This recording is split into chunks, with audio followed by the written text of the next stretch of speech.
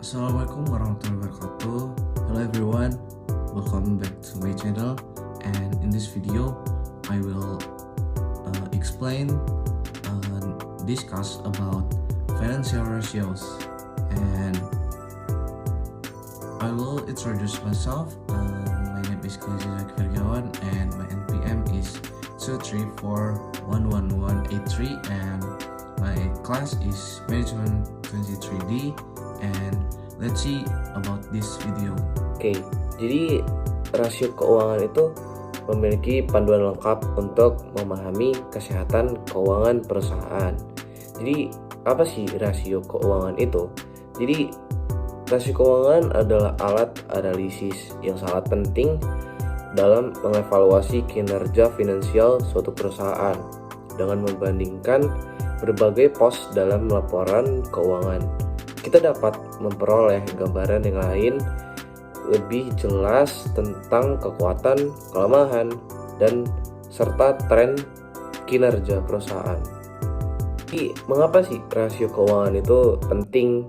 Jadi, yang pertama ada evaluasi kinerja. Rasio keuangan membantu kita mengukur seberapa baik perusahaan dalam mengelola aset, utang, dan juga menghasilkan keuntungan. Dan yang kedua ada perbandingan. Dengan membandingkan rasio perusahaan dengan perusahaan sejenis atau rata-rata industri, kita dapat menilai kinerja relatif perusahaan. Yang ketiga ada prediksi masa depan. Analisis rasio keuangan dapat membantu dalam memprediksi kinerja perusahaan di masa depan. Dan yang terakhir ada pengambilan keputusan. Investor, kreditor, dan juga manajemen perusahaan menggunakan rasio keuangan untuk membuat keputusan investasi, kredit, dan juga operasional.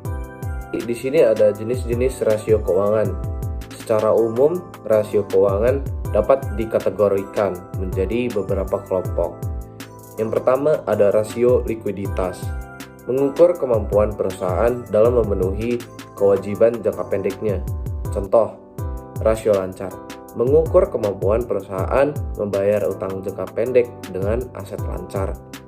Dan yang kedua ada quick ratio, mengukur likuiditas perusahaan tanpa memperhitungkan persediaan.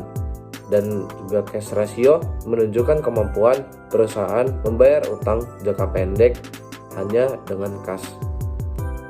Ada rasio solvabilitas, mengukur kemampuan perusahaan dalam memenuhi semua kewajiban jangka panjangnya.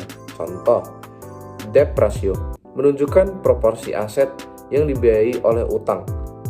Debt to equity ratio, membandingkan jumlah utang dengan modal sendiri. Dan yang ketiga, interest coverage ratio, menunjukkan kemampuan perusahaan membayar beban bunga. Yang ketiga ada rasio aktivitas, mengukur efisiensi perusahaan dalam mengelola asetnya.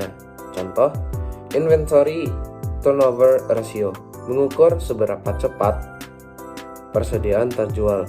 Yang selanjutnya ada accounts receivable turnover ratio, mengukur seberapa cepat piutang ditagih. Dan yang selanjutnya ada total asset turnover ratio, mengukur efisiensi penggunaan total aset dalam menghasilkan penjualan.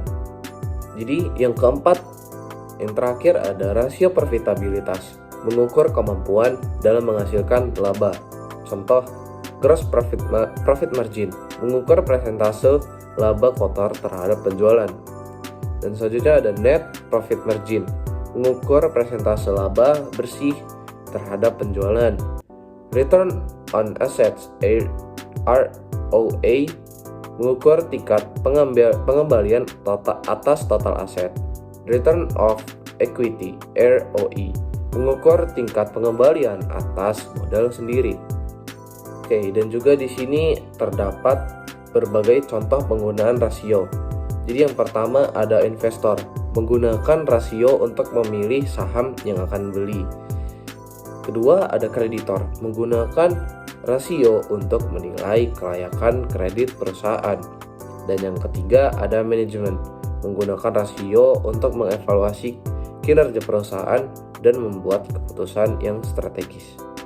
Everyone, thank you for watching my video and thank you very much. I hope this video useful for us and thank you very much. See you in the next video. Bye.